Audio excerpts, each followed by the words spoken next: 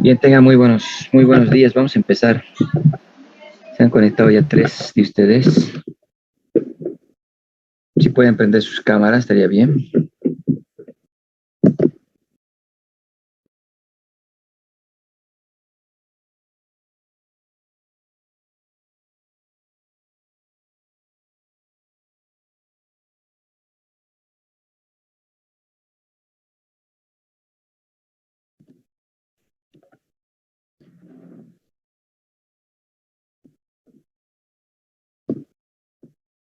Mayoy, si puedes prender tu cámara. Scarlett, si puedes prender tu cámara.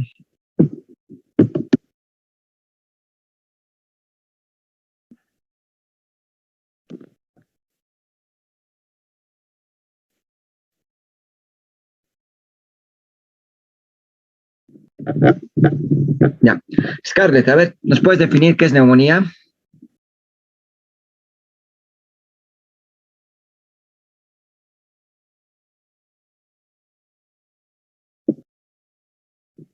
Mayoy, definición de neumonía.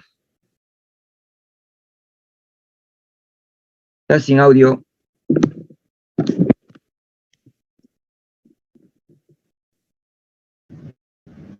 Perdón.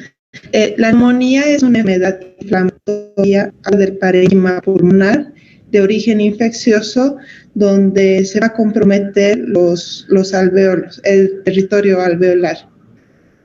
Ya, bien. Entonces, cuando hablamos de la neumonía, ¿no es cierto? Hay que considerar que es una enfermedad, ¿no es cierto? De tipo inflamatoria aguda, ¿no? De tipo inflamatoria aguda. Y es lo más importante, que compromete el parénquima, ¿no? Del pulmón. Ya, está muy bien. Parénquima pulmonar. A ver, dentro de lo que es la neumonía, ¿no? ¿Nos puedes hablar de las causas o la etiología, Mayoy?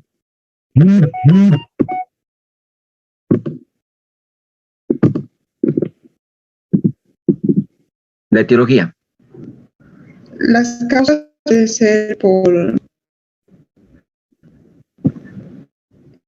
la... Neumonía es un tema que lo tienen que, o sea, en tema de medicina interna, y tu, ¿no es cierto?, alta, baja, el tema de la hipertensión, el tema de la pancreatitis, la neumonía, ¿no es cierto? No pueden fallar, ¿ya? No pueden fallar. A ver, causas, Mayoy, etiología de la neumonía. Todos los días se ven neumonías, ¿no es cierto?, en el hospital. Tanto en pediatría como en adultos se ven neumonías.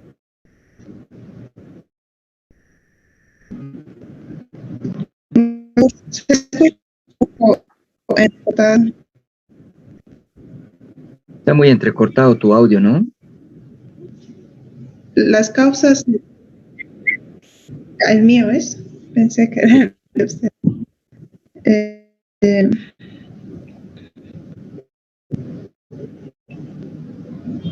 Causas, etiología.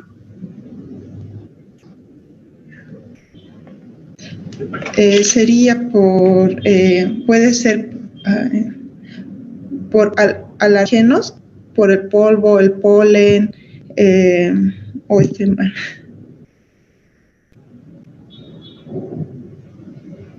Me estás no, me hablando estoy equivocando. de lo más raro, me estás hablando, ¿no? Me estoy equivocando con asma. Me estoy equivocando. ¿Ya? Etiología puede ser de origen bacteriano, por virus. ¿Estoy bien? Sí, sí. ¿Estás seguro? A ver, Scarlett, etiología de la neumonía.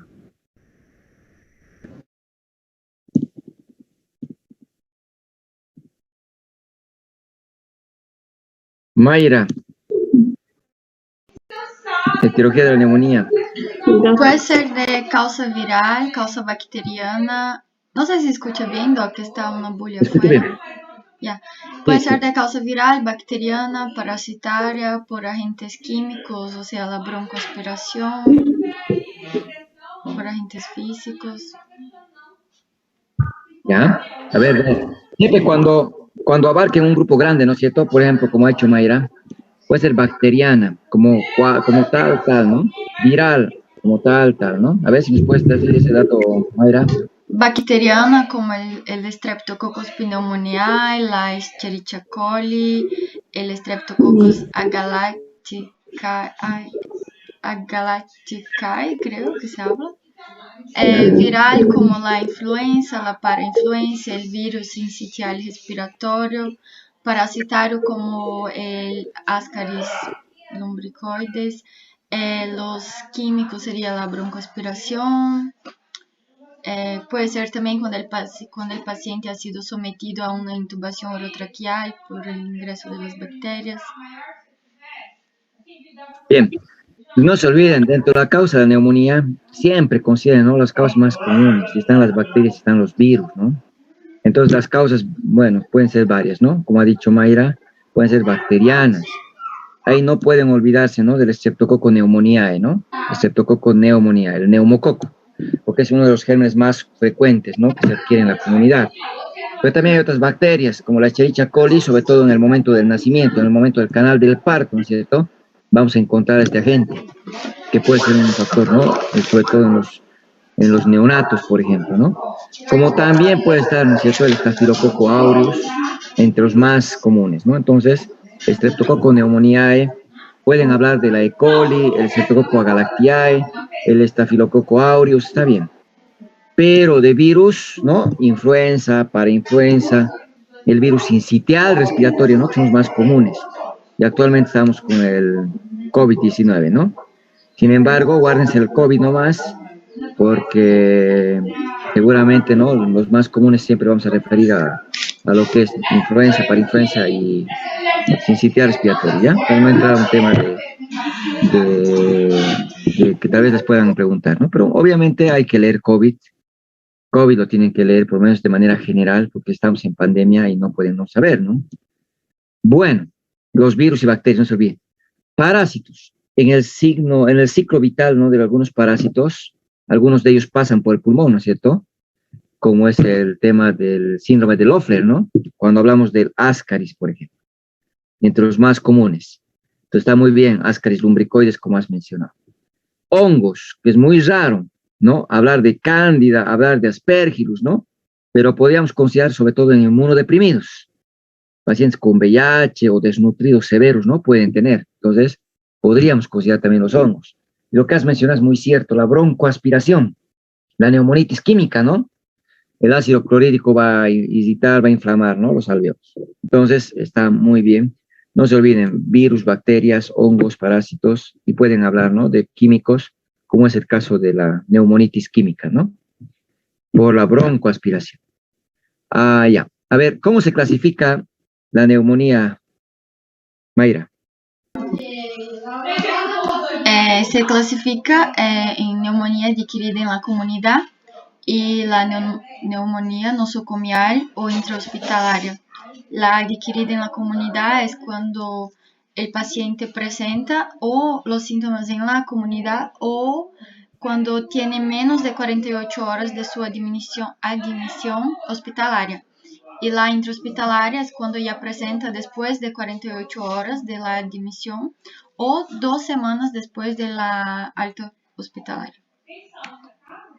Bien, entonces no se olviden, es una clasificación, ¿no?, desde el punto de vista epidemiológico, donde los gérmenes los podemos adquirir, ¿no?, en nuestra actividad cotidiana, ¿no?, en nuestra población, nuestra comunidad, ¿no?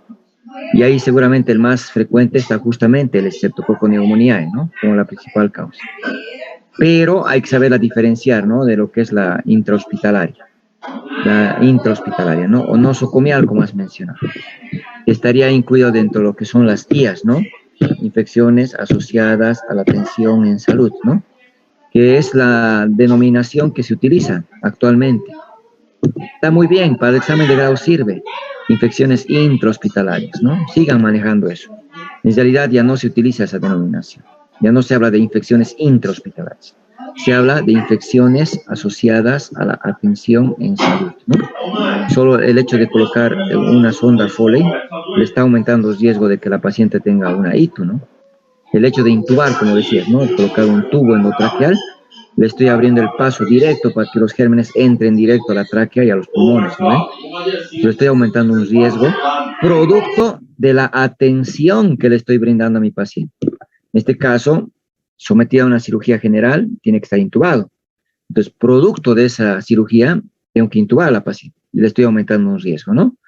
Entonces, viene un paciente inconsciente, tequeado o cualquier otro factor, hay que intubarlo, ¿no? Se amerita y eso también le aumenta el riesgo, ¿no?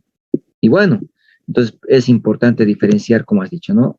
La nosocomial de la adquirida en la comunidad. ¿Y cómo diferenciamos?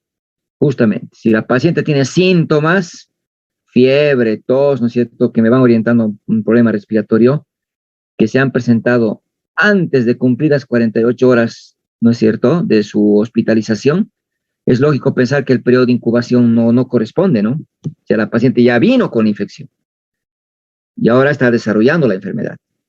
Pero cuando pasan más de 48 horas del procedimiento y la paciente tiene síntomas, tengo que pensar, puede ser que producto de lo que le hemos intubado ahora está con este proceso respiratorio, ¿no? Entonces no se olviden eso. Cuando los síntomas se presentan después de 48 horas, ¿no?, de la internación, hay que pensar que puede ser nosocomial. Si se presentan antes de las 48 horas, primer día, segundo día, no, eso lo ha adquirido en la comunidad, ya ha venido con la infección. Ahora está presentando los síntomas, ¿no es cierto? Y es una clasificación que la tienen que aprender, ¿no? Hay otras clasificaciones, por ejemplo, desde el punto de vista anatómico, ¿no? Desde el punto de vista anatómico, ¿cómo se clasifica la neumonía, Mayra? Lobar, ou segmentária, intersticial e bronconeumonía. A ver, ¿cómo es la segmentaria, la global?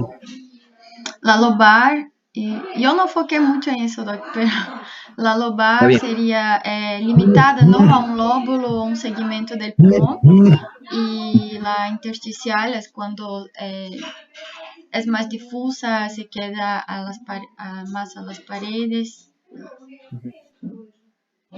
Bien, en realidad la clasificación, cuando les pregunten, utilicen eso de intrahospitalaria y la adquirida en la comunidad. Ya, esa es muy buena clasificación. Algunos hospitales, por ejemplo, en Cusheri les dicen, no, a ver, hay una tercera que te falta, ¿no? Hay una tercera que falta. Y lo asociamos a qué? A los pacientes con VIH, ¿no? Pacientes con VIH. Pero en realidad son esos dos nada más, ¿no? Adquirida en la comunidad y la intrahospitalaria o nosocomial, nada más. Si te preguntaran una tercera, que bueno, ya llegamos a su criterio, ¿no?, del evaluador, y bueno, le dicen pacientes con VIH, ¿no?, que son un grupo especial, ¿no?, que en realidad, por estar inmunodeprimidos, favorecen a infecciones oportunistas, ¿no?, como por ejemplo, lo que se conocía, ¿no?, como el Pneumocystis carini, por ejemplo, ¿no?, es una infección rara que vamos a observar en inmunodeprimidos, ¿no? Bueno, está bien eso. Entonces, otra clasificación que a veces abordan es, ¿no?, en la lobar, ¿no?, o segmentaria, y la bronconeumonía, que la podemos dividir en dos grupos, ¿no? Lo que es la focal, ¿no?, que sería la segmentaria y la lobar, y tenemos la multifocal, ¿no?, la multifocal. Esta es comúnmente como se llamaba a la bronconeumonía, ¿no? Ya se prefiere no hablar de bronconeumonía, sino de multifocal. Entonces, es otra forma de abordar. La que tú has abordado está muy bien, ¿ya? Así está bien como tienen que orientar. Pero si alguien les pregunta, no, a ver, diferenciame la neumonía focal de la multifocal. A ver, Scarlett, diferencianos. O dicho de otra manera, la neumonía, ¿no es cierto?, lobar de la bronconeumonía, ¿no? Porque también hay quienes te preguntan de esta manera. Diferenciame, a ver, la neumonía lobar de la bronconeumonía. Mira, lo que sé que el lobar afecta a un solo lóbulo o un solo segmento. Y son más que todo por bacterias como la Streptococcus pneumoniae. La multifocal afecta al intersticio, no, varios lóbulos. Y eso me acuerdo. Y más que todo en la multifocal es por agentes atípicos. Bien. Eso. Ya. Entonces, no te olvides que una manera de diferenciar es también la parte clínica, lo más importante, ¿no? Porque es lo que quieren. Que tú como médico demuestres que cuando estés con un paciente examinando puedas llegar a un diagnóstico. Entonces, eso es lo que se destaca mucho del tribunal. Quieren escucharte hablar más de clínica. Está bien tu diferencia, ¿no? Focal está afectando, ¿no? Un segmento, o está afectando un lóbulo, ¿no es cierto? O todo un pulmón. En cambio, la multifocal afecta a varios segmentos, ¿no? De una manera más difusa. Generalmente afecta a ambos pulmones, ¿no? Ambos pulmones. Ya es lo que comúnmente se llamaba la bronconeumonía, ¿no? Entonces, aquí es importante que hagas y digas a la inspección de tórax, a la palpación, a la percusión y a la auscultación, voy a encontrar esto en la focal y esto en la multifocal, ¿ya? A ver, Scarlett, ¿qué vamos a encontrar en la inspección en la focal y qué vamos a encontrar en la multifocal?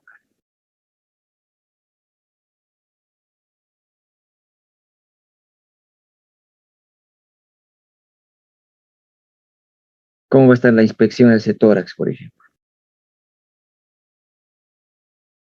No sé dónde. A ver. Ya, no te preocupes. Mayoy,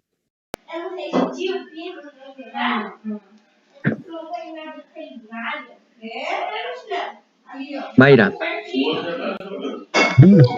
A la inspección, la neumonía lobar focal va a estar asimétrica del lado afectado y va a presentar signos de dificultad respiratoria, y la bronconeumonía también va a presentar signos de dificultad respiratoria, pero va a estar simétrico. A la palpación, en la neumonía va a presentar disminución de la elasticidad y expansibilidad y aumento de las vibraciones vocales en el local afectado. En la bronconeumonía va a estar con la expansibilidad y elasticidad conservada y vibraciones vocales conservadas también. A la percusión, en la neumonía focal va a estar con matidez en el local afectado, y en la bronconeumonía va a presentar hipersonoridad. A la auscultación, en la neumonía focal va a presentar estertores crepitantes, pero localizados, y disminución del murmullo vesicular. Y en la bronconeumonía va a haber estertores crepitantes difusos. bien, entonces esa es una manera de diferenciar, ¿ya? Cuando hablamos de la focal, acá es en esa neumonía clásica, típica que vamos a hablar hoy día, ¿no? De la que vamos a hablar, que es la que tienen que hablar del adulto. Y seguramente, cuando hablamos nuevamente de la multifocal, hablamos de la bronconeumonía, ¿no? Y ahí agarren a los niños, ¿no? A los lactantes, porque sobre todo se dan ellos, ¿no? Se dan ellos. Entonces es importante que comparen, como decíamos. Perdón, denme un minutito.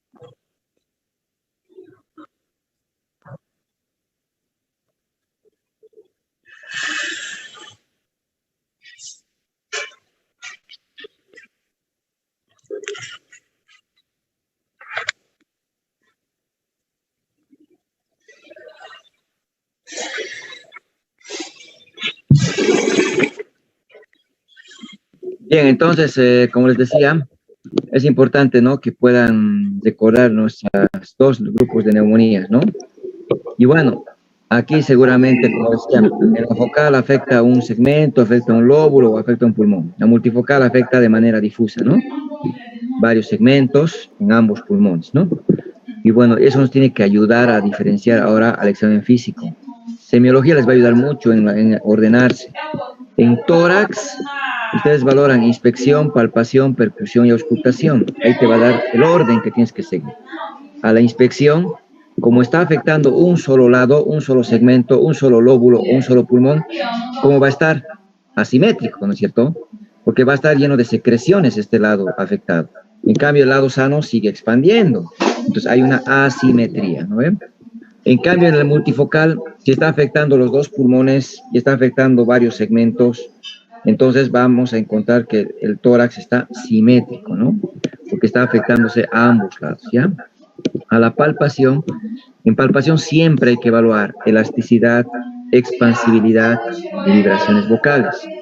En todos los síndromes, sea derrame, sea neumonía, sea telectasia, sea neumotórax, siempre disminuye la elasticidad y la expansibilidad. En todos los síndromes disminuye. Y eso es lo que decía Mayra. Disminuye la elasticidad y la expansibilidad. Pero me voy a acordar, así para que sea más facilito, el único que aumenta las vibraciones vocales es la neumonía. El único que aumenta las vibraciones vocales es la neumonía, porque las secreciones, ¿no?, condensan el pulmón, lo vuelven más homogéneo y eso conduce mejor el sonido, ¿ya? Vibraciones vocales aumentadas. Pero en el caso de la bronconeumonía, parecería un pulmón normal, parece un pulmón normal. La elasticidad, la expansibilidad, las vibraciones vocales están conservadas, ¿ya? Este compromiso multifocal vamos a encontrar que se parece mucho a un pulmón normal. Están conservadas, ¿ya? Aquí a la percusión que voy a encontrar, matidez, ¿no es cierto? Matidez en la zona afectada. Matidez en la zona afectada, cuando hay una neumonía focal. Pero cuando es multifocal, ya la sonoridad está conservada. Sonoridad conservada, o puede, ¿no es cierto?, aumentar un poco, ¿no?, por la retención de aire, ¿no? Puede aumentar, pero como un pulmón normal, sonoridad conservada. A la auscultación, esto sí, estertores crepitantes, ¿no?, como frotar los cabellos, crépitos, estertores crepitantes en el área afectada, ¿no? En el lóbulo, en el segmento donde está comprometido, ahí vamos a encontrar. En cambio, en la bronconeumonía hay esos estertores crepitantes, pero que están difusos, están en ambos pulmones, ¿no?, dispersos. Bueno, eso es lo que tienen que recordar en relación a este capítulo de las neumonías, ¿no?, focal y multifocal, ¿ya? Bueno, a ver. Mayoy, háblame de la anatomía patológica, las fases de la neumonía.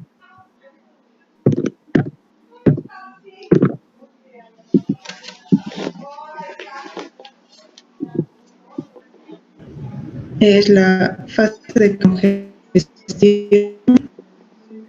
Tu audio está bien entrecortado.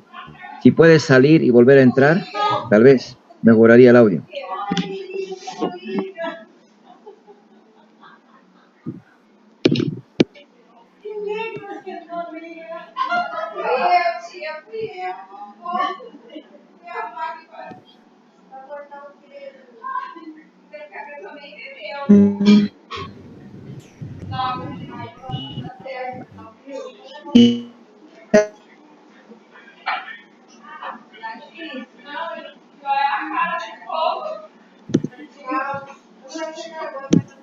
No se te escucha.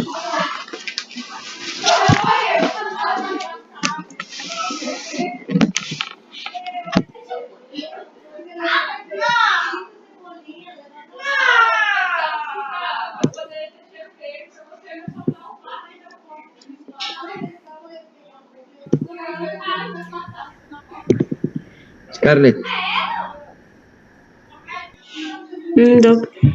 Es la fase edematosa o congestiva, es la fase de hepatización roja, la fase de hepatización gris y la fase de resolución. ¿Nos puedes explicar cada una de ellas? Solo me acuerdo que en la fase de hepatización roja va a durar de 3 a 2 días. La hepatización gris sucede cuando es mayor a 3 días y la fase de resolución sucede mayor a una semana. ¿Pero qué es lo que qué le diferencia?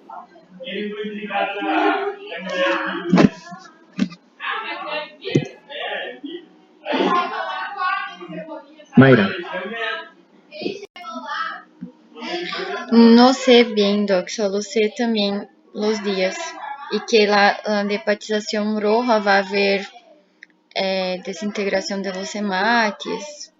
Eso. Entonces, en la fase de congestión, ¿no es cierto?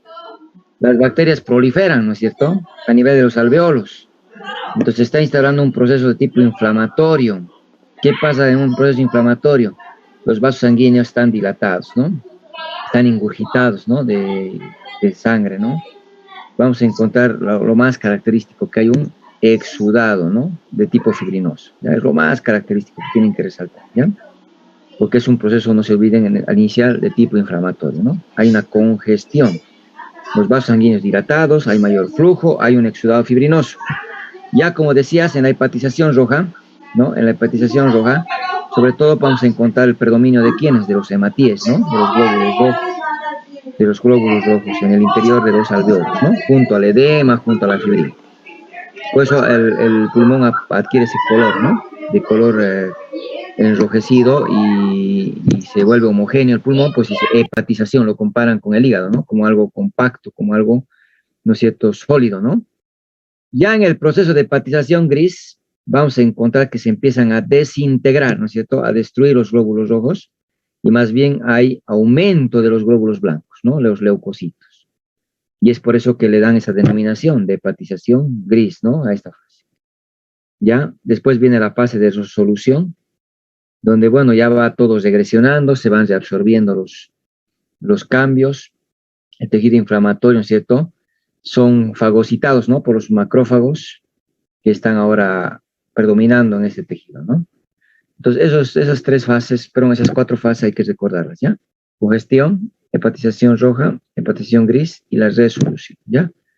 A ver, en pediatría, dime los agentes etiológicos de acuerdo al grupo etario, Mayra.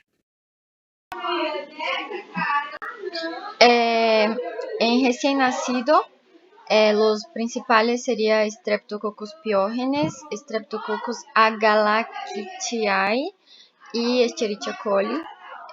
Los menores de 4 meses sería el neumococo y el Haemophilus influenzae. Después los mayores a 5 meses sería el neumococo y los mayores a 5 años sería el neumococo, el Mycoplasma pneumoniae y la Chlamydia pneumoniae. Bien, eso lo tienen que aprender, porque el recién nacido y el neonato, ¿no?, tiene la característica que los gérmenes está la E. coli, ¿no?, la E. coli, el Streptococcus pyogenes y la Galactiae que hemos mencionado hace rato. Porque esto me explica por qué se utiliza en los niños pequeños, ¿no?, neonatos y recién nacidos, ampicilina y gentamicina en el manejo, ¿no?, de las neumonías. Porque los gérmenes justamente son gram positivos y gram negativos. Ya cuando son más de 5 meses, sobre todo predomina ¿quién? El Streptococcus pneumoniae. Por eso es que se utiliza la penicilina, ¿no es cierto?, la penicilina sódica. Sin embargo, también se menciona al Haemophilus. Actualmente con la vacuna de la pentavalente, ¿no es cierto?, ya se está disminuyendo tanto las neumonías, ¿no es cierto?, como también las meningitis por la hemófilos. Se evita esto. Y con la vacuna antiestreptocócica, ya seguramente ya no vamos a ver neumonías por el estreptococo neumoniae, ¿no?, en los niños pequeños. Esa es la finalidad, ¿no? No se olviden entonces, en mayores de 5 meses, estreptococo neumoniae, ¿no? Pero también hay hemófilos.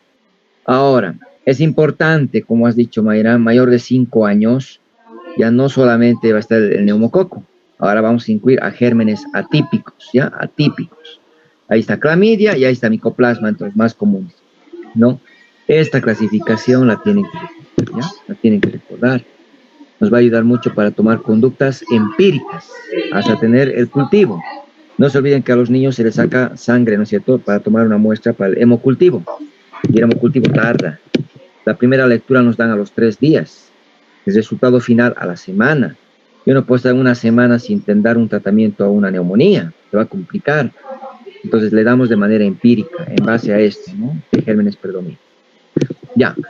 Entonces, esto ya me han comparado. A ver, ¿cómo diagnosticas una neumonía, Mayra? El paciente va a presentar disnea, una tos que de inicio es seca, pero progresa con expectoración, y va a haber un esputo purulento y va a haber fiebre también.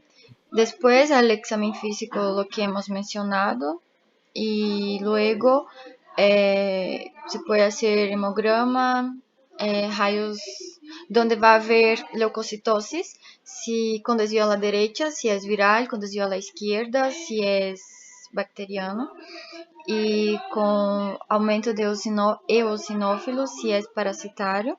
Luego se pide rayos X de tórax PA. Ya. La radiografía PA de tórax, ¿no? ¿Qué esperas encontrar en la radiografía? Si es una neumonía lobar, va a haber una condensación focal de un segmento, ¿no? Imágenes radiopacas. Eso. Si es una bronconeumonía, va a haber imágenes radiopacas, pero difusas en ambos campos pulmonares. En ambos campos pulmonares, ¿no? Ya, eso. No se olviden, tienen que aprender eso, ¿no? Paciente que tiene tos al principio seca, luego se vuelve húmeda, ¿no? Y productiva, con expectoración purulenta, ¿no? Tiene fiebre, tiene disnea, bueno. Y el examen físico, no se olviden, al examen físico, la paciente va a tener, ¿no? Taquipnea, va a tener, ¿no es cierto? Puede tener cianosis, pero lo más llamativo es en el tórax, ¿no? Si es niño, puede tener aleteo nasal, ¿no? Aleteo nasal, puede tener tirajes, puede tener, ¿no? La disociación toracoabdominal, ¿no? Signos de dificultad respiratoria. Pero, como lo has dicho, está bien. El examen físico en tórax tiene a la inspección, a la palpación, a la percusión y a la auscultación, lo que hemos dicho en la neumonía focal, ¿no? A la inspección es un tórax asimétrico, ¿no? Asimétrico. A la palpación, elasticidad, expansibilidad disminuida. A las vibraciones vocales aumentadas. A la percusión, matidez. Ya no se olviden que son secreciones. Matidez en la zona afectada, ¿no? Y en la auscultación, estertores crepitantes. Bueno, hasta ahí. Ya no vamos a hablar del soplo tubárico, no vamos a hablar de la broncofonía, de la pectoriloquiáfona. Son varios, ¿no? Varias manifestaciones clínicas que son propias de la neumonía. No se compliquen con eso. Es más, en su paciente, si les toca alguna neumonía, no coloquen eso. A veces colocan, ¿no? Soplo tubárico en la auscultación. Y luego no saben cómo explicar el soplo tubárico. El soplo tubárico es la transmisión neta del pasaje de aire en una zona de condensación. Ya es como cuando escucho la tráquea con el estetoscopio, ¿no? Se siente como el aire entra y sale. Algo parecido, si escucho en cualquier parte del tórax, eso es soplo tubárico, porque no es normal eso. ¿Ya? ¿Qué es el soplo tubárico? Transmisión neta del pasaje de aire a través de una zona de condensación. Entonces, eso es memoria, eso te va a costar recordar. Por lo tanto, no hables del soplo tubárico, ¿no? Broncofonía, pecho que habla, ¿no? Cuando el paciente dice 33, 33, 33, yo escucho con el estetoscopio, normalmente se escucha lejos, se escucha como si el paciente estuviera hablando con la voz tapada, con la nariz tapada, ¿no? Una voz nasal. Entonces, cuando hay neumonía, se escucha como si estuviera hablando con la paciente, ¿no? Pues se dice pecho que habla, dice, ¿no? Broncofonía es la auscultación, ¿no? De la transmisión neta cuando el paciente, ¿no? Va pronunciando las palabras, ¿no? Durante la auscultación, ¿ya? Entonces, son síntomas que los tenemos que en algún momento solamente recordar, pero no los mencionen en su examen. ¿Qué le vamos a pedir? Hemograma. Siempre pidan hemograma y siempre hablen. Si es bacteriano, desviación a la izquierda. Nada más. ¿Qué es desviación a la izquierda? leucocitosis con neutrofilia más presencia de callados. Nada más. Si te preguntan, ¿y qué pasa cuando es viral? Desviación a la derecha, aumento de los linfocitos más bien, ¿no? ¿Y qué pasa si es parasitario? Eosinofilia, aumentan los eosinofilos, ¿no? Eso te lo guardas para si te preguntan, ¿ya? Y bueno, ¿cuánto por ciento se dice que es aumento de neutrófilos, Mayra? Mayor a 60 o 70%. Bien, ¿cuánto se habla de linfocitosis? Mayor a 40%. ¿Cuánto se habla de eosinofilia? Mayor a 5%. Ya, eso tienes que recordar, ¿ya? Para poder decir cuándo hablamos de entonces de desviación a la derecha, desviación a la izquierda y la eosinofilia, ¿no? Radiografía, PA. En tórax siempre van a pedir PA y lateral, ¿no es cierto? Pedimos PA y lateral. No se olviden la PA. ¿Por qué? Porque en la PA, por ejemplo, vamos a observar lo que ha dicho Mayra, esa zona de condensación, que se observa como una imagen radiopaca, ¿no? Radiopaca. Podemos encontrar el broncograma aéreo. ¿Qué es el broncograma aéreo? Es, ¿no? Aire dentro un bronquio atrapado dentro de la condensación. Si hubiera aire dentro del bronquio, se va a ver negro, ¿no? Se va a ver negro, que va a dibujar esa ramificación dentro de la imagen blanca, ¿ya? Ahí decimos se ha atrapado aire dentro de ese bronquio, ¿no? Eso se llama broncograma aéreo. Eso es muy característico de la neumonía. Pero para su examen suficiente, un área de condensación, una imagen radiopaca, que puede afectar un segmento, puede afectar un lóbulo, ¿no es cierto? Y ahí ya terminó, ya para no complicar. Ahora, el broncograma aéreo es esto, fíjense, aquí va dibujando una línea, ¿no? Bien delgadita, bien finita, imagen negra, que se ramifica dentro de este blanco, ¿no? Eso es el aire que está atrapado dentro del bronquio, ¿no? Igual, ese es el broncograma aéreo. A ver, Mayra, tratamiento para neumonía. Si es ambulatorial, se puede tratar con amoxicilina más ácido clavulónico, que es 875 por 125 miligramos. Se da vía oral cada 12 horas. O então se puede hacer también con acitromicina, 500 miligramos cada día vía oral. Y si va a hacer la internación, es con ceftriaxona, 1 gramo endovenoso cada 12 horas. Y he leído, pero no estoy segura si es así, pero he leído que se puede asociar a acitromicina, 500 miligramos endovenoso cada día. Ya, se puede, ¿no? En los atípicos. De preferencia no, ¿no? De preferencia la ceftriaxona nomás, ¿no? Ok. Bien. ¿Y en el neonato? En el neonato sería ampirenta. ¿Cuánto? Pucha, no sé si ampi es 100 miligramos kilo. No, ¿Está bien? cada Sí. 6 horas. Y gentamicina, 5 a 7 miligramos kilo cada día. O cada 8. Cada 8 horas. Cada 12, ¿no? Cada 12, ¿no? Ah, ya, ok. Cada 12. La gente cada 12, ¿ya? No te olvides eso. En pediatría manejamos, ¿no? Kilopeso, no sé, ¿no? Ampicilina 100 miligramos kilopeso, ¿no? Las aminopenicilinas, su dosis, ¿no? Es de 50 a 100 miligramos, ¿no? La mayoría utiliza el promedio, dice 70 miligramos kilopeso, ¿no? Pero no hay problema. Puedes agarrar los 100 miligramos kilopeso, ¿no? Y eso lo vamos a dividir, ¿no? Cada 6 horas, ¿no? Y la gentamicina lo mismo, 5 a 7 miligramos kilopeso, y lo vamos a dividir, ¿no? Cada 12 horas, cada 12 horas. El tratamiento para las bacterias siempre es una semana, no se olviden, ¿ya? Una semana. Entonces, generalmente en el hospital se quedan 3 días, 5 días, ¿no? Dependiendo su evolución. Y después continúan en la casa, ¿no? Después continúan en la casa. Eso sobre todo en recién nacidos y en menores, ¿no? De 4 meses. Ya cuando son más de 5 meses, porque ya hemos hablado del Streptococcus pneumoniae, el tratamiento sería la penicilina sódica, ¿no? Penicilina sódica. Eso es lo ideal, ¿no? Puede ser de 150 miligramos kilopeso.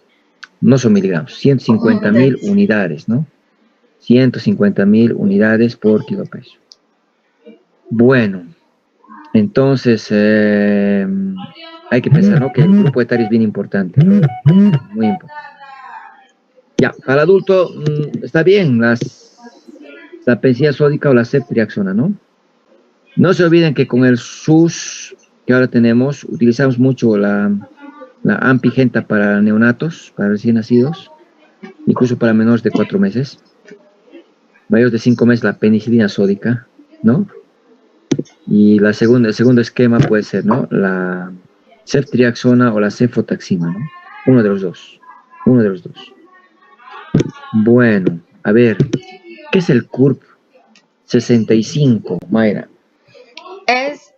Son los parámetros que se evalúan para decidir si el tratamiento va a ser ambulatorial, si va a hospitalizar o si va a referir a un centro de cuidados intensivos. Unidad de cuidados intensivos. ¿Qué parámetros se evalúan? Se evalúa si el paciente, el CES hace referencia si el paciente está confuso, la urea si está mayor a 50 miligramos decilitro, la frecuencia respiratoria mayor a 30 por minuto, la presión arterial menor a 90-60, 90 de presión arterial sistólica y 60 de la diastólica, y la edad del paciente si es mayor a 65 años, cada uno de estos suma un punto. ¿Y cómo interpretas, pero? Si tiene un punto, pero solo de la edad, si solo la edad suma un punto, se hace el tratamiento ambulatorial. Si tiene un punto o 2 puntos, pero sin considerar la edad, si un punto es uno de los otros, se hace un tratamiento, se hace la hospitalización. Y si tiene 3 o más, ya hay que referir a una unidad de cuidados intensivos. Eso, ¿no? 3 puntos a la UCI, ¿no? Sí. Bien, no se olviden esto, el CURP 65 lo tienen que aprender. Lo tienen que aprender, ¿ya? Y bueno, con eso te vas a direccionar, ¿no? Si le interno o no le interno, y si le voy a mandar a la UCI, ¿no? Entonces el CURP 65 tienen que aprender, ¿ya? 2 puntos no es difícil, ¿no? Cada uno es un punto. Como ha dicho Mayra, si tiene 0 puntos, ambulatorio, ¿no? O si el único punto sería la edad, ¿no? Porque solo la edad tampoco te indica que lo hospitalices, ¿no? Y entonces ambulatorio. Pero si tiene un punto que no sea la edad, o tiene 2 puntos, ¿no? Incluyendo su edad, bueno, hay que hospitalizarlo, ¿no? Y si tiene 3, a la UCI, ¿no? Está bien, está muy bien. Ahora sí. Mayoy, has vuelto. Mayoy, a ver, asma, definición de asma.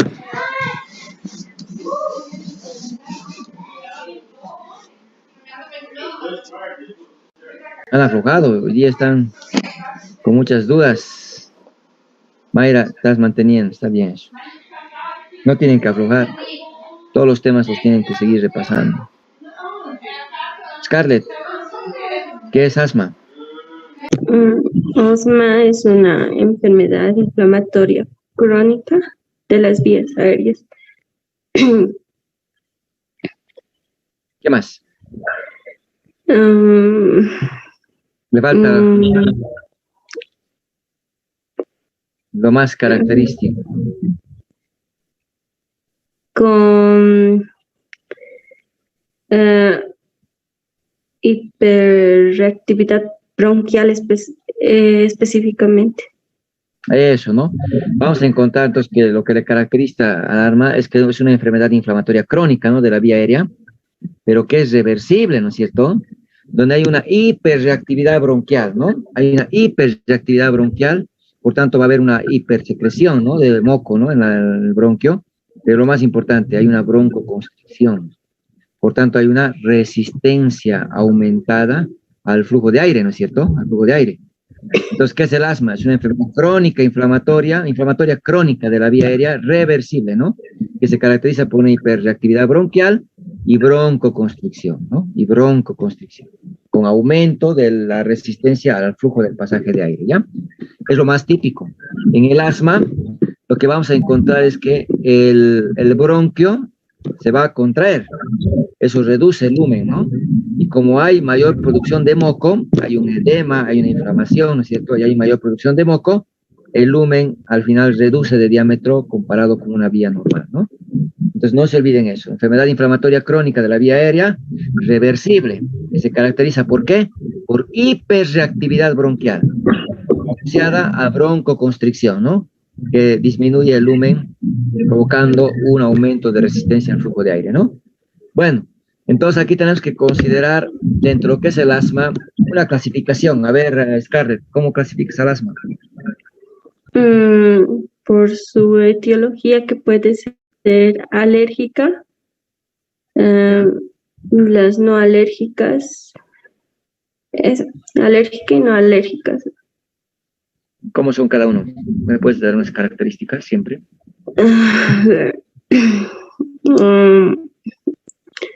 Las alérgicas, ya sea al polvo, y mayormente se da en niños, las alérgicas. Hay una reacción antígeno-anticuerpo, ¿no? Hay una reacción Sí, antígeno-anticuerpo. Entonces hay contacto con un alergógeno, ¿no? Y como tú dices, se da más en niños y en adolescentes, ¿no? En niños y en adolescentes. Ya, ¿y cómo es la no alérgica? puede ser por estaciones, como el resfrío, o algún, sí, eso más que todo.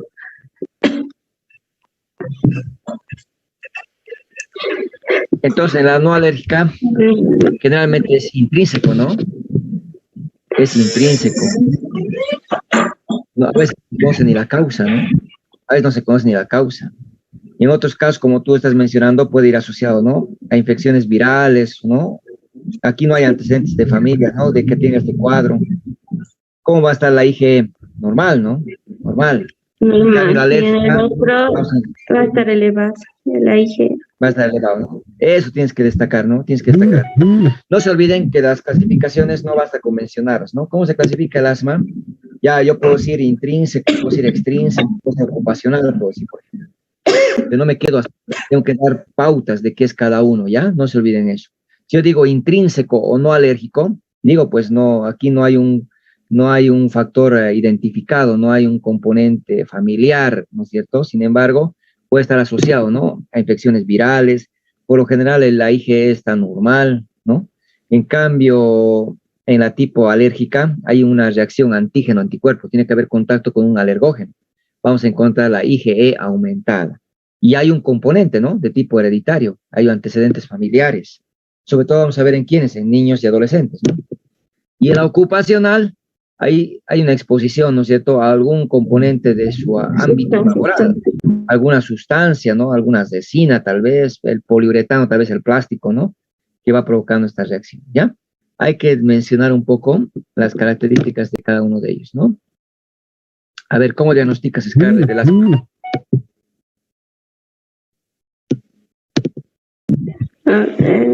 Lo que me acuerdo. A la inspección, vamos a ver que el paciente presenta aleteo nasal.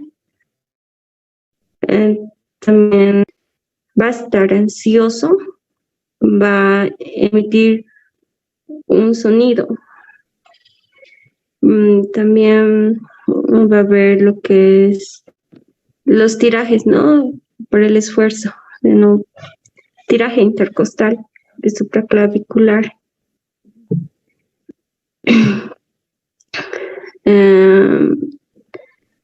A la percusión va a haber hipersonoridad.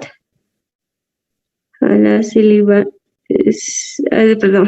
va a haber hipersonoridad, y en la auscultación, sí, está bien, va a haber disminución del murmullo vesicular y sibilancias. ¿Qué vas a encontrar? En la auscultación, sibilancias y disminución del murmullo vesicular. Sibilancias, ¿no? Sibilancias. Ya, entonces la paciente tiene, ¿no? Disnea, ¿no? La paciente tiene tos. Sí. La paciente tiene disnea, tiene tos. ¿Qué más puede tener? En algunos casos vamos a encontrar taquipneica, ¿no? signos de dificultad respiratoria. Lo más llamativo son las sibilancias, ¿no? Las sibilancias, ya. Entonces está bien, al examen físico vas a encontrar signos de dificultad respiratoria, dependiendo de la edad, ¿no? Si son niños, lo que tú has mencionado, ¿no? Ese aleteo nasal, esa cianosis, esa disociación tóraco-abdominal, ¿no? El tórax se expande, el abdomen se hunde. El tórax se retrae, el abdomen se expande, ¿no? Esa disociación tóraco-abdominal. Los tirajes, ¿no? ¿Qué son los tirajes, Scarlett? Cuando hay una expansibilidad de la caja torácica, creo. Sí. Tiraje. ¿Qué es tiraje, Maya? Son retracciones de las costillas. Son retracciones, ¿no? De la pared torácica. Los tirajes, no te olvides, son zonas que se hunden, que se retraen, ¿ya? Que se hunden. Tirajes. Hay tirajes intercostales, ¿no? Entre las costillas se hunden.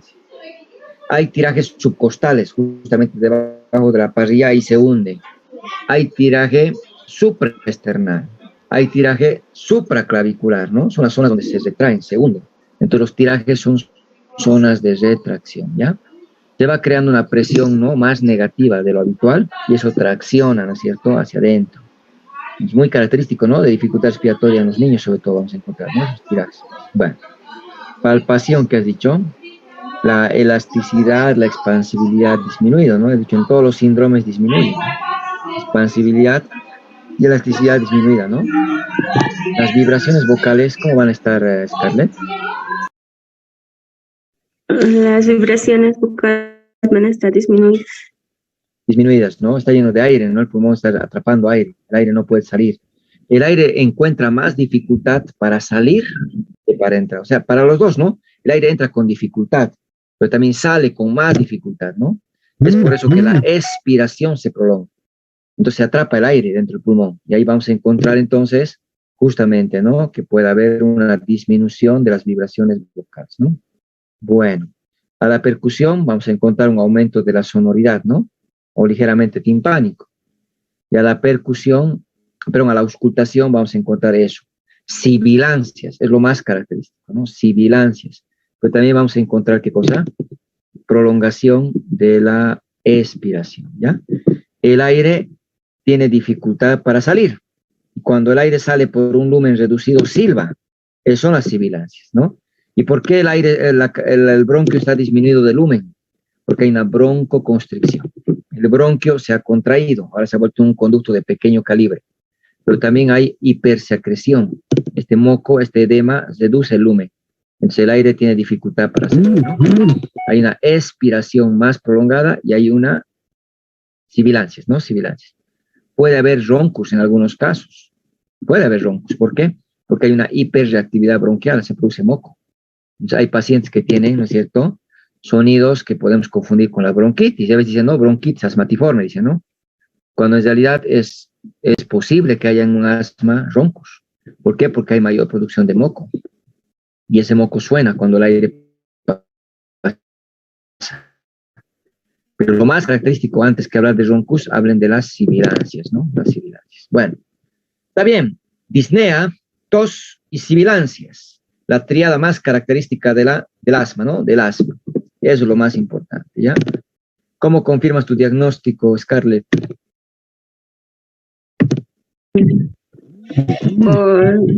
Le pido un hemograma donde los eosinófilos van a estar elevados. ¿Ya? ¿Qué más? También un cultivo. ¿Un cultivo? Sí, cultivo será. Rayos X. Rayos X.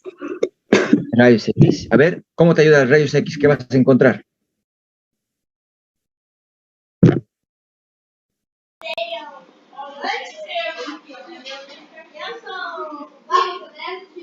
La radiografía no es muy característica, no ayuda mucho. Y eso hay que mencionar, ¿no es cierto? Se pide una radiografía. Se puede ver, ¿no es cierto?, un poquito más negro, ¿no? Por la hiperinsuflación. Ya puede ser más, ¿no?, radiolúcido, ¿no? Más negra la imagen. Pero no nos ayuda mucho, ¿no? Pero sobre todo nos ayuda ¿a qué? A descartar otras patologías. que no sea un derrame, que no sea una neumonía, ¿no es cierto? Para eso nos sirve. Entonces, ¿qué le vamos a confirmar? El diagnóstico es clínico, ¿no? Tienes que mencionar, ¿cómo diagnosticas? Es clínico. Paciente con tos, con disnea, que tiene sibilancias, ¿no? La triada que nos mencionamos. O bien hagas el examen físico y me describes todo, ¿no? Pero se podría pedir un hemograma, muy bien, para evidenciar la eosinofilia. Eosinofilia. Le puedo pedir un laboratorio, la inmunoglobulina E, como hemos visto, en la tipo A, ¿no? Alérgica, va a estar aumentada, ¿no es cierto? Podemos pedir. Y la radiografía, sobre todo para descartar otras patologías. Eso tienes que mencionarlo, ¿no? Descartar otras patologías. ¿Qué tendríamos que pedir? Podríamos pedir gasometría, ¿no? Podríamos pedir gasometría. ¿Qué vamos a encontrar en la gasometría?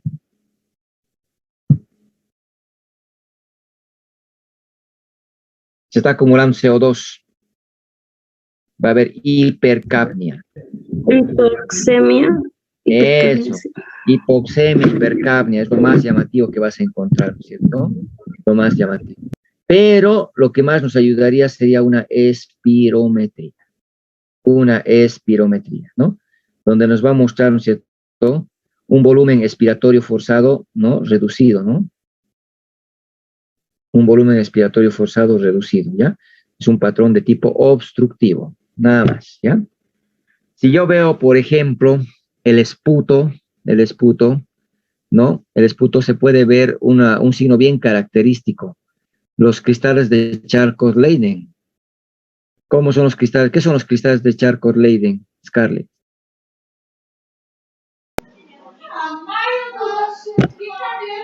Eosinófilos muertos, ¿no? Eosinófilos muertos. Es muy característico del asma, ¿ya? En el esputo. Entonces, no cultivo, porque la causa no es una bacteria, ¿no es cierto? No es un germen. No te olvides eso. El hemocultivo lo dejo para la neumonía, ¿ya? Para la neumonía. Entonces, ¿cómo diagnosticas el asma? Clínica, ya hemos dicho, ¿no? Disnea, tos, ¿no es cierto? Y las sibilancias, ¿no? A la inspección, a la palpación, a la percusión, a la auscultación de tórax describes, el hemograma que puede mostrarme eosinofilia, la radiografía para descartar otras patologías, ¿no es cierto? Podemos encontrar en la hipoxemia y la hipercapnia en la gasometría, puede encontrar en la espirometría un patrón obstructivo donde el volumen expiratorio forzado está reducido, ¿no es cierto? Y eso es suficiente. Ahora, en el esputo se puede observar los cristales de Charcot-Leyden, y ahí acá, ¿no es cierto? Más de eso no necesitas. Hay signos de gravedad y hay signos de extrema gravedad en el asma, ¿no? Que podrías abarcarlos considerando que si la paciente está con disnea en reposo, por ejemplo, si está taquicárdica, más de 100 latidos, ¿no? Por minuto, está taquipneica, más de 30 respiraciones por minuto, eso me está indicando que está cursando un cuadro grave. ¿Ya? Eso es bien importante, ¿ya? Un cuadro grave. Ahora, si tu paciente, ¿no es cierto? Si tu paciente estuviera ya confuso, bradicárdica, hipotensa, peor todavía, ¿no? Extrema gravedad. Sin embargo, lo que hemos de pasado, lo que no puedes olvidar, ¿ya? Conducta. Enfóquense en el manejo de una crisis asmática, ¿ya? Una crisis asmática. Mayra, ¿cuál sería tu conducta frente a una crisis asmática? Yo administraría salbutamol. Puede ser com puffs, não? Só um minuto, Doc. Vocês podem fechar a porta ali, por favor, Drey? Fecha a porta pra mim, por favor. Salbutamol pode ser com puffs, 5 a 8 puffs, com intervalo de 20 minutos hasta 3 veces, ou una solución nebulizadora que viene en 5 miligramos por ml, ¿no? Pondría de 10 a 20 gotitas diluidas en 5 ml de solución fisiológica. Y esto se pasa con... Esto me quedé en duda, pero se pasa con oxígeno, ¿no? Sí, por mascarilla. Bien. Por máscara, correcto. Ya. Entonces, eso aprendan así, ya. Ahora, si no quieren aprender salbutamol, aprendan el fenoterol, que es lo mismo, son beta-2 agonistas, ¿no es cierto? Son beta-2 agonistas, ¿no? En este caso, es importante que aprendan un esquema. Nuevamente repito, hay varias alternativas. En el asma, muy rara vez abordan, ¿no es cierto?, el asma. Cuando lo abordan, se enfocan en la crisis asmática. Entonces, ustedes escojan. Para mí me parece una muy buena alternativa a lo que has hecho, el salbutamol, ¿ya? Que lo disponemos, ¿no? Puede ser el tema de los PAFs, por ejemplo, ¿no? Los PAFs más o menos equivalen, ¿no?, a 100 microgramos cada PAF, ¿no? Como tú has mencionado, es una alternativa. O bien pueden nebulizar, que sería otra alternativa, ¿no es cierto?, para poder utilizar las 20 gotitas en 5 ml de fisiológico, ¿no? Y con la máscara por oxígeno, con 8 litros por minuto, poder, ¿no?, hacer. Está bien. O bien pueden usar el Verotec también, ¿no? No hay problema. Uno de los dos, les recomiendo, salbutamol o el fenoterol para el manejo, ¿ya? Enfóquese en este manejo de la crisis asmática, ¿ya? Bueno, Mayoy, a ver, ¿qué es presión arterial? Doctor, pues disculpa que no puedo encender la cámara porque se me corta el internet. Ya. ¿Qué ¿Ya? es, qué es presión arterial? La presión arterial es la fuerza que ejerce la sangre sobre las paredes arteriales. Bien, ¿qué es pulso? El pulso es el no, no sé la definición, doctor. La expansión, ¿no?, Ah, periódica que experimenta la pared de la arteria, ¿no? Y ahí me quedo. Porque en realidad, no se olviden que la fuerza que ejerce la sangre contra la pared de las arterias es la presión arterial.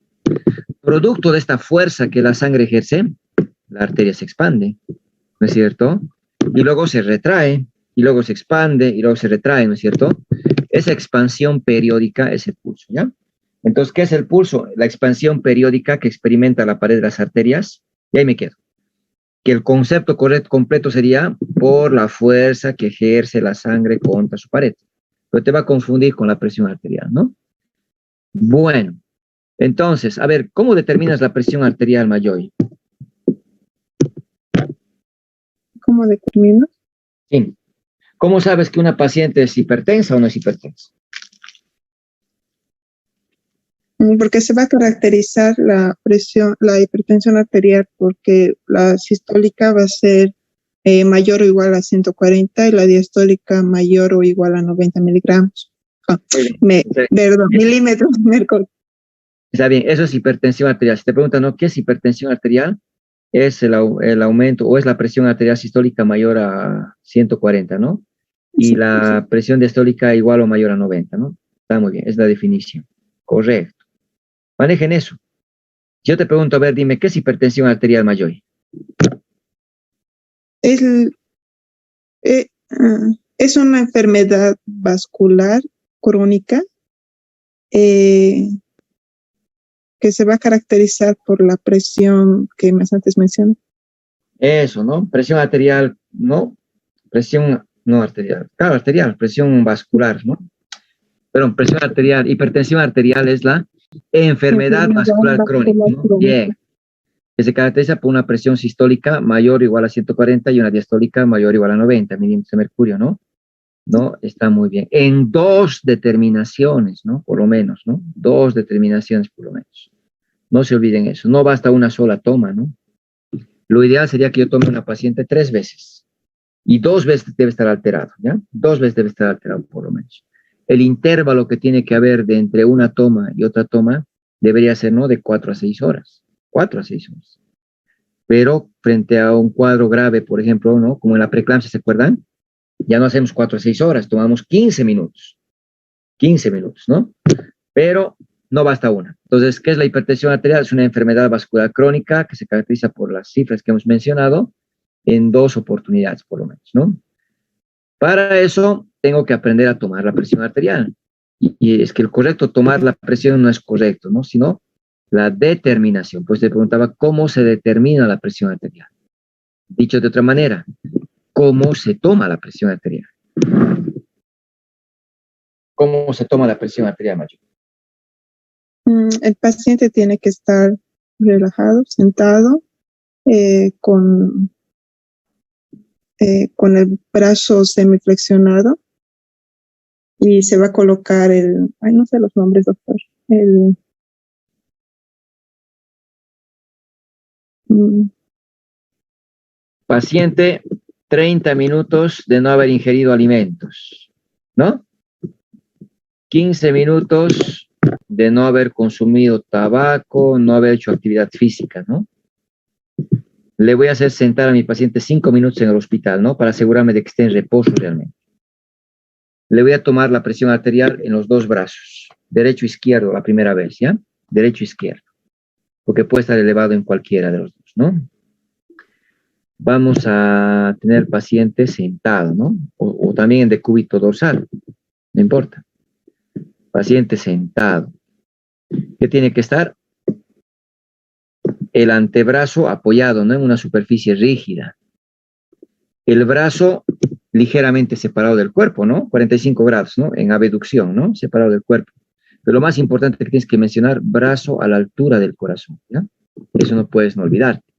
Brazo a la altura del corazón, ¿no? Antebrazo apoyado en una superficie, ¿ya? Puede ser una mesa.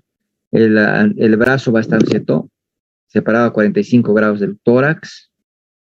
Y vamos a aplicar el manguito, ¿no? El manguito o el brazalete. El manguito o el brazalete. A 3 dedos por encima del pliegue del codo, ¿no? 3 traveses de dedo por encima del pliegue del codo. ¿Ya? Ajustado como para que un dedo ingrese, ¿no? Entre el manguito y el brazo. Un dedo, nada más. Después, ¿qué vamos a hacer? Vamos a determinar por el método palpatorio, ¿no? Por el método palpatorio. ¿Te acuerdas cómo es el método palpatorio, Mayoy?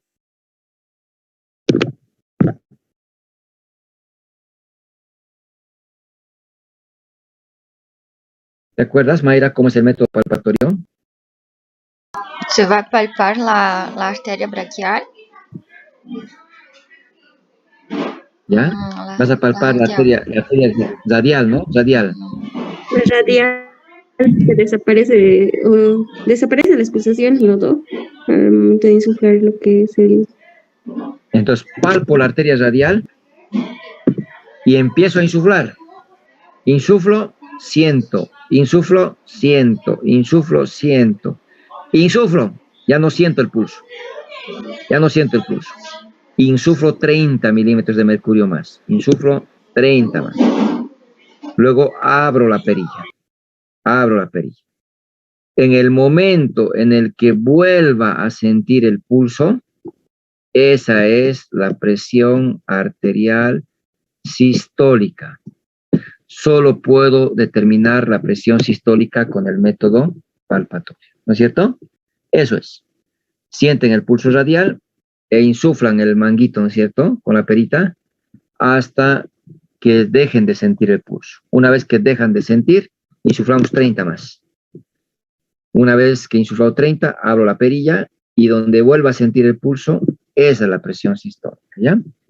Bueno, ahora que ya sabemos que la presión sistólica, por ejemplo, es de 110 milímetros de mercurio, voy a valorar con el método auscultatorio. ¿Qué tengo que hacer con el método auscultatorio? Voy a insuflar 30 milímetros de mercurio por arriba de esta presión sistólica, ¿no? Hasta 140 voy a insuflar. Coloco el estetoscopio justamente cerca del pliegue del codo, ¿no? En el trayecto de la arteria braquial. Abro la perilla y para el examen, el primer ruido es la sistólica y el último ruido es la diastólica, ¿no? El último ruido. No vamos a hablar de los ruidos de Korotov, que son los que en realidad me dicen cuál es la presión sistólica y diastólica. Lo práctico es el primer ruido, presión sistólica. El último ruido, la presión diastólica, ¿no? Y bueno, esito, hay que recordar, concepto de pulso y presión, mucho cuidado con eso. Les preguntan, nos enfocamos en los temas, signos vitales estables. A ver, ¿qué son los signos vitales? Te dice. Presión, pulso, temperatura, frecuencia cardíaca, doctor. ¿Qué es la presión? Te dice. Ya te agarraron. La hipertensión, doctor. No, ¿qué es la presión?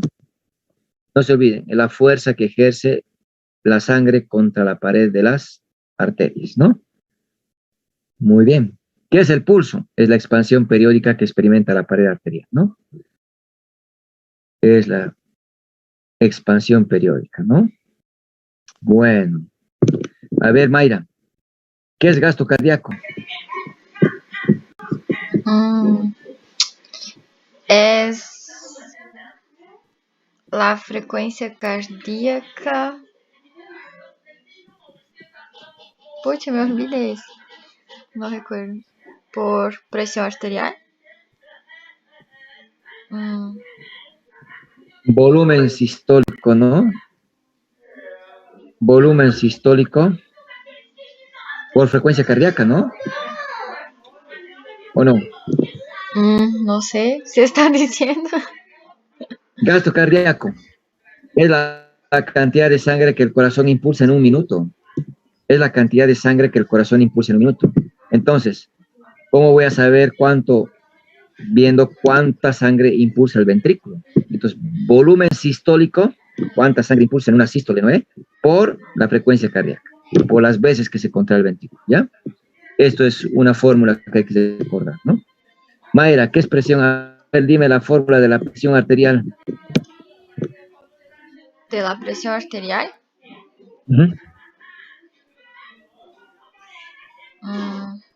Solo sé de la presión arterial media. Esto no sé si es lo mismo. Ya saben. Si no me equivoco, creo que es el gasto cardíaco por la resistencia vascular. Gasto cardíaco por resistencia vascular periférica. No se olvide. Entonces, gasto cardíaco, ya sabemos la fórmula. Volumen sistólico por frecuencia cardíaca. Y lo voy a multiplicar por la resistencia vascular periférica. ¿Por qué hago referencia a esta fórmula? Por lo menos esta fórmula, recuerden, si te preguntan cómo se calcula la presión arterial, gasto cardíaco por resistencia vascular periférica. Si aumenta la resistencia vascular periférica por vasoconstricción, ¿qué efecto va a tener en la presión? ¿Aumenta? ¿Aumenta o disminuye? Aumenta. Aumenta. Pero, ¿cómo se calcula la resistencia vascular periférica? Ya, hay sensores, ¿no? Intravasculares que no hacemos en la parte clínica, ¿no? Esto es más de fisiología. Esto es más de fisiología, ¿no?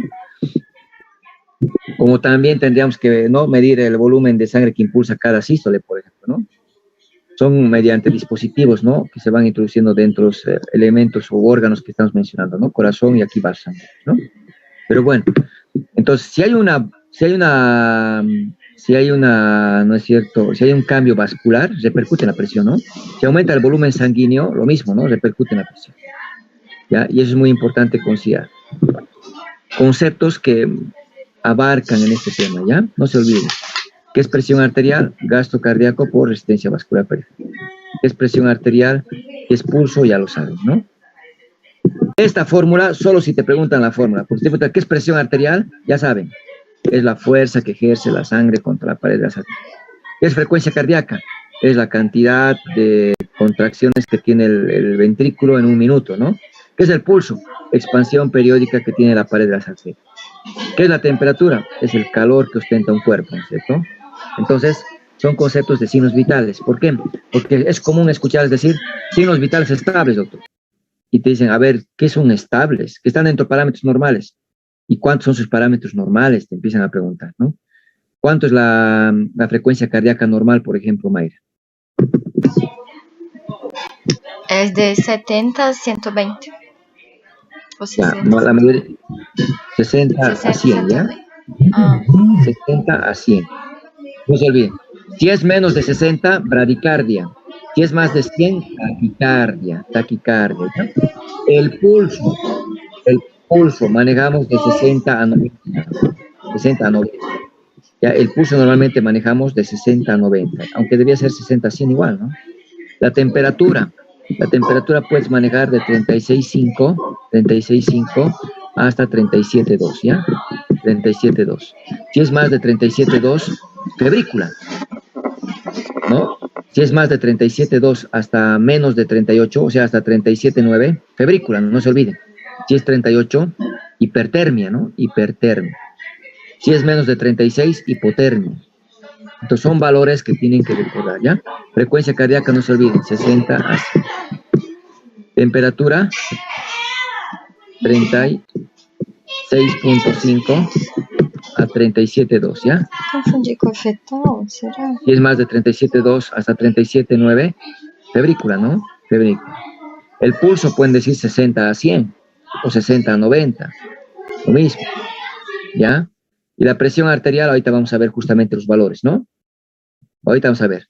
Está manejando actualmente menos de 120 la sistólica y menos de 80 la diastólica, ¿ya? Eso según la AJA 2017. Hay una nueva clasificación, claro, hay del 2020 también, ¿no? Pero la mayoría todavía seguimos manejando la AJA 2017, ¿ya? Que es la que tienen que aprender. Bueno, ¿cómo vamos a medir la presión arterial? Ya está descrito. A ver, Mayra, clasificación AJA 2017.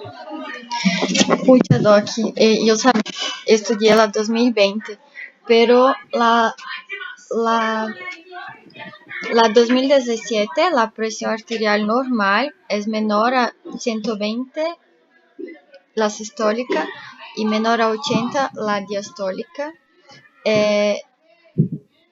Después, presión arterial elevada, se dice, de 120 a 129 la sistólica y de 80 a 89 la diastólica. Después, Elevada. Todavía sigue menos 20, menos 80. menos 80. Todavía sigue, ¿no? Se repite nomás. Ya, entonces, Hipertensión grado 1. grado 1 es de... No voy a recordar, Doc, solo estudié de verdad mismo la de 2020. Pensé que ya había actualizado. No, está bien, está bien. Es que el tema es, muchos te preguntan cosas que no todos leen, ¿no? Sí, No todos leen. Ahorita vamos a ver tu 2020, no te preocupes. ya. Mayoy, grado 1. La hipertensión grado 1 es de 130 a 139 sistólica y la diastólica de 80 a 89. De El 9 en grado 9, 2, ¿no? De 9 en 9, perdón, ¿no? De 9 en 9 se aumenta, ¿no? así. La hipertensión grado 2 va a ser mayor o igual a 140 y la diastólica mayor o igual a 90. Eso. Si se dan cuenta, lo que hay que aprender solo es esto, ¿no? Menor a 120, menor a 80. Y de ahí subimos, ¿no? 9. Ya no puedes repetir, ¿no? Menos de 120, entonces 120. Le sumo 9, ¿no? Hasta 129, elevada, ¿no? Y aquí todavía se repite, ¿no? La diastólica. Después es 999. Aquí llamamos crisis hipertensiva. Mayoy.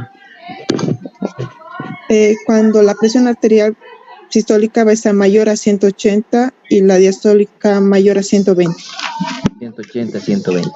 ¿Se Doctor, acuerdan? una consulta. ¿Puede ser crisis hipertensiva o también conocido como grado 3 o solo crisis hipertensiva? Ya puede ser los dos, ¿no? Mejor conocida como crisis hipertensiva en realidad, ¿no? Como crisis hipertensiva. Gracias. En obstetricia manejamos otros valores, ¿no? ¿Se acuerdan? 160, 110. Crisis hipertensiva ya es con 160, 110. No llegamos a 180, 120. Porque la embarazada tiene presiones más bajas, ¿no? Presiones más bajas. Ya, a ver, la clasificación 2020, Mayra. Ya, se considera una presión arterial óptima la presión que es menor a 120 y menor a 80 de la diastólica. Una presión arterial normal, la que va de 120 hasta 129 de sistólica y que diastólica va de 80 a 84. Un paciente pré-hipertenso se considera cuando va de 130 a 139 y la diastólica de 85 hasta 89. Una hipertensión estadio 1 es de 140 hasta 159 y la diastólica de 90 hasta 99. Una presión arterial estadio 2 es de 160 hasta 179 y la diastólica de 100 hasta 109. Y el estadio 3, que sería mayor a 180 y la diastólica mayor a 110. Está bien, está bien. Entonces, ya muchos están empezando a hablar de la clasificación 2020, ¿no? De la OMS, están hablando de diferentes, ¿no? Parámetros, ¿no? Que estábamos acostumbrados a manejar. En el tema del examen, algo que van a encontrar, ¿no es cierto? Es que no todos se actualizan al igual que al mismo nivel o al mismo ritmo, ¿no? Vas a encontrar médicos que te van a hablar de cosas tal vez antiguas. Todavía escuchaba, les preguntaba, ¿no? ¿Cuál es el esquema para tuberculosis en el niño? Es que ya no hay esquema para tuberculosis en el niño, ¿no? Como tal, es el mismo. Lo que tienen que hacer es repetir nomás el esquema pues, de la fase, ¿no? Del esquema uno, que es para todos ahora. Sí la dosis cambia, pero no es un esquema pediátrico exclusivo, ¿no? Sino que se aplica a todos actualmente, ¿no? Y todavía preguntaban eso. Entonces, si han aprendido la 2020, perfecto, ¿ya? Perfecto. Y si se acuerdan la AJA 2017 también. En este caso, si te preguntan, ¿no? ¿Cuál es la clasificación de la AJA 2007? Ya tú puedes decir, no, el 2020, doctor, esta clasificación la he leído. Léela, no te van a decir está mal. Te van a decir, ya, está bien, te van a escuchar, ¿no? Y si obviamente alguien se ha actualizado, ya pues te va a preguntar directamente la 2020, ¿ya? Entonces, se pasen la 2020 y si han aprendido la AJA 2017, no hay problema también, ¿no? La pueden mencionar. ¿Listo? Ese punto tal vez quería remarcarse, ¿no? Ya, a ver, Mayoy, complicaciones de la hipertensión.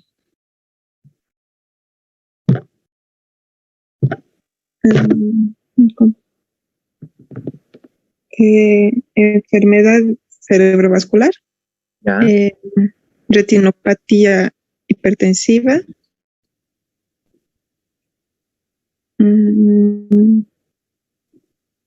edema agudo de pulmón ya.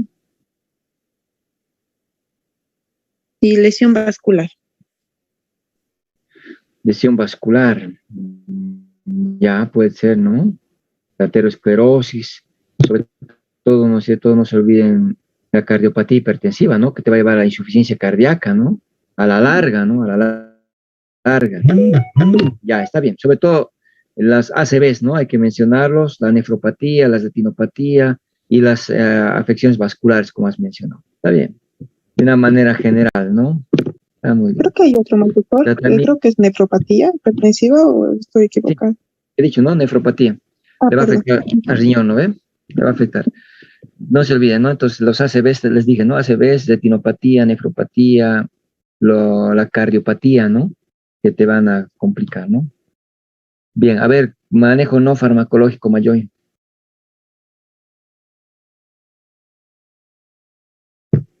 ¿Cómo No, trata la hipertensión? La hipertensión. primero se va a hacer modificaciones en el estilo de vida, ¿no? Que reduzca el consumo de tabaco, alcohol, reducción del consumo de sal, bajar de peso, realizar ejercicios. ¿Mm? ¿Qué más? Deme un minutito. Marcar.